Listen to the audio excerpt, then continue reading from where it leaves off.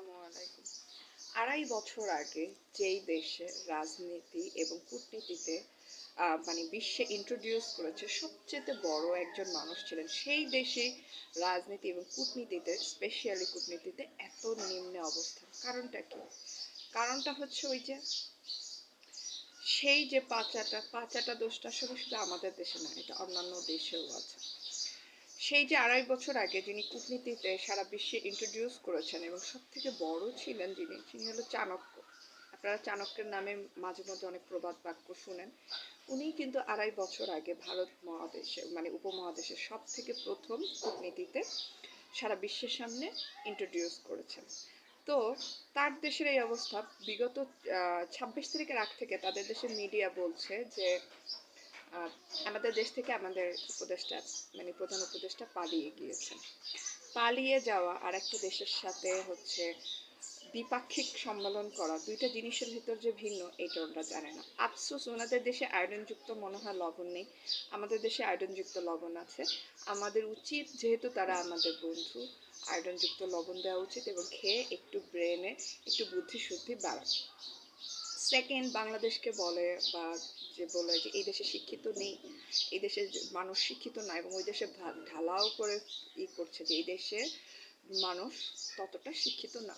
হ্যাঁ, আমি মানছি, কিন্তু তাহলে দেখেন আপনারা একজন কাকে বসিয়েছেন এবং আমরা কাকে বসিয়েছি। এবং হ্যাঁ, বাংলাদেশের মানুষ অবশ্যই যথেষ্ট পরিমাণ শিক্ষিত না এবং গুণীকে কদর করতে জানে না, যার জন্যই তো হচ্ছে আমাদের যে বর্তমান যিনি মাননীয় উপদেষ্টা মহোদয়, ওনাকে নিয়ে, স্পেশালি যে প্রধান, তাকে নিয়ে কত গুজবে ওনারা মেতেছে।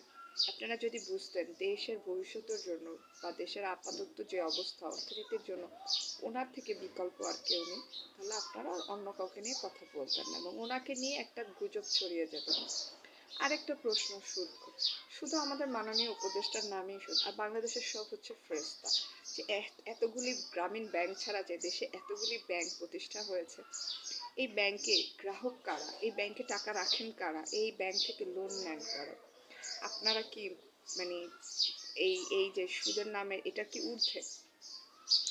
এইসব কন্ট্রোভার্সি কথা বলে নিজের দেশকে খারাপ করবেন না, ঠিক আছে? এই জন্যই পার্শ্ববর্তী দেশ বলতে সাহস পায়, দেশে আসলেই মানুষ শিক্ষিত না, মূর্খ। প্রশ্নটা হচ্ছে ঠিকই আছে, কিছুটা সর্ট অফ ঠিক বলেছেন। আর সেকেন্ড হচ্ছে, তারাও যদি খুব শিক্ষিত হতেন তাহলে বলতে পারতেন না তাদের দেশের সাথে যখন আমাদের দেশের বিগত প্রধানমন্ত্রী তাদের দেশে বৈঠক করেছেন, সেটা হচ্ছে দ্বিপাক্ষিক সম্মেলন বা বিভিন্ন সম্মেলন, দুই দেশের সমঝোতা। কিন্তু যখনই আমাদের দেশের প্রধান উপদেষ্টা অন্য দেশে চীনে গিয়ে হচ্ছে দ্বিপাক্ষিক সম্মেলন করেন, তখন তারা বলছেন এটা হচ্ছে দেশ বিক্রি করে দেওয়া। তো নিজেদের ক্ষেত্রে 16 আনা, অন্যের ক্ষেত্রে 1 আনাও না। এটা বুঝতে হলে আপনাকে প্রতিবেশী দেশকে ফলো করতে হবে, প্রতিবেশী দেশকে দেখতে হবে। এটার মাধ্যমে আপনি শিখতে পারেন নিজের ক্ষেত্রে 16 আনা, অন্যের ক্ষেত্রে 1 আনাও না। তারা কিন্তু এই দেশকে মানে আমাদের প্রধান উপদেষ্টা যেই দেশে গিয়েছে তাদের সাথে সমানে বাণিজ্য চালাচ্ছে। বাংলাদেশ বাণিজ্য করতে গেলেই তাদের যত সমস্যা, বুঝতে পারছেন? সো শিক্ষিত হন, আর আমাদের তথাকথিত বন্ধুকে আয়োডিনযুক্ত লবণ উপহার দিন, বেশি করে খেয়ে খেয়ে আয়োডিনযুক্ত লবণ তাদের মাথায় একটু আসলে বুদ্ধি জ্ঞান হোক। আর দ্বিতীয়ত হচ্ছে সে সংবাদ করার সময় একটু সতর্ক হয়ে করুক।